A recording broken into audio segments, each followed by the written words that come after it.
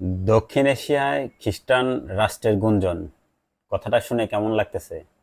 খুব টেনশনে পড়ে গেলেন দর্শক শ্রোতা মণ্ডলী? টেনশনের কিছু নাই।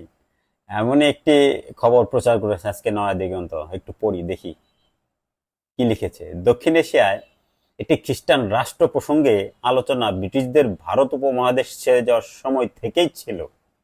তখন সে পরিকল্পনা ভণ্ডুল হলেও গত কয়েক দশক ধরে সে গুঞ্জন আবার শুরু হয়।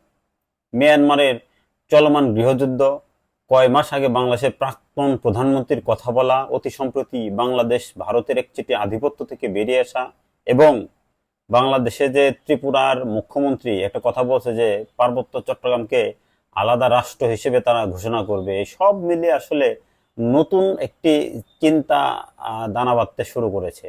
এখন কি হয় সময়ের ব্যাপার। আরেকটু পরই দেখা যাক। পার্বত্য চট্টগ্রামের সাথে বাংলাদেশের অস্তিত্বের স্বার্থ জড়িত। পার্বত্য চট্টগ্রামের মোট আয়তন 13,148 বর্গ কিলোমিটার, যা জনভারাক্রান্ত ক্ষুদ্র আয়তন বিশিষ্ট বাংলাদেশের মোট ভূখণ্ডের 1/1। পার্বত্য চট্টগ্রামের অবস্থান দক্ষিণ এবং দক্ষিণ পূর্ব এশিয়ার মিলনস্থলে এবং ভারত মহাসাগরের প্রবেশপথে। বঙ্গোপসাগরের উপকূল থেকে কয়েক কিলোমিটার দূরে।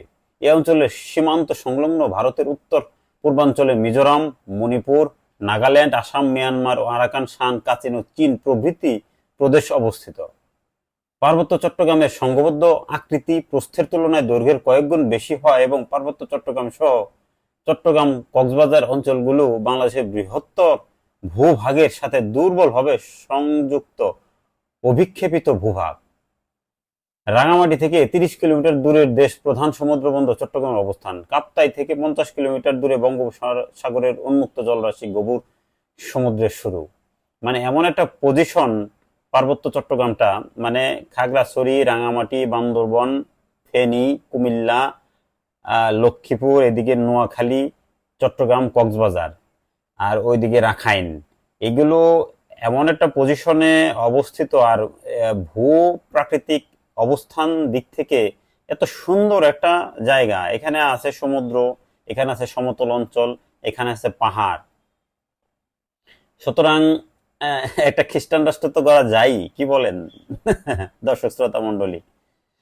আমরা আগে থেকে জানি বাংলাদেশ সরকার এই পার্বত্য চট্টগ্রামে মানে তিনটা জেলা আর কি, খাগড়াছড়ি, বান্দরবন এবং রাঙামাটি, এখানে যেতে হলে বিদেশি পর্যটকদের অবশ্যই বাংলাদেশ সরকারের স্বরাষ্ট্র মন্ত্রণালয়ের রাজনৈতিক 6 শাখার পারমিশন নিয়ে যেতে হয়।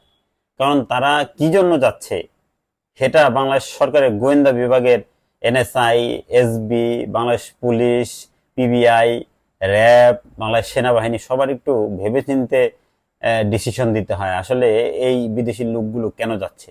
কারণ আমরা ইতিপূর্বে জেনেছি যে বিভিন্ন এনজিও গোষ্ঠী, মানে পাহাড়ি যে অঞ্চলের মানুষগুলো তাদেরকে টাকার বিনিময়ে বিভিন্নভাবে প্রলুব্ধ করে খ্রিস্টান হইতে বাধ্য করতেছে। এবং প্রত্যেকটা ঘরে, প্রত্যন্ত এলাকার, সেই বান্দরবন, খাগড়াছড়ি, রাঙামাটির প্রত্যন্ত এলাকায় বিভিন্ন বাড়িতে যাবেন, দেখবেন তাদের একটা স্বাধীন একটা পতাকা আছে। গেলে দেখতে পারবেন ঘরের ভেতরে, আমি নিজে গিয়ে দেখেছি, আহ, তাদের নিজের ঘরের ভেতরে খ্রিস্টানদের চিহ্ন আছে। মানে খ্রিস্টানদের কিছু মানে আপনার ওই ডাইস আছে, এই ডাইস গুলো দেয়া আছে ঘরের ভেতরে। আহ, অনেক বৌদ্ধ আছে এখনো, কিন্তু এই বৌদ্ধদেরকে বিভিন্নভাবে মানে পশ্চিমারা বায়াস করে টাকার মাধ্যমে হোক যেভাবে হোক তারা খ্রিস্টান বানিয়ে ফেলছে।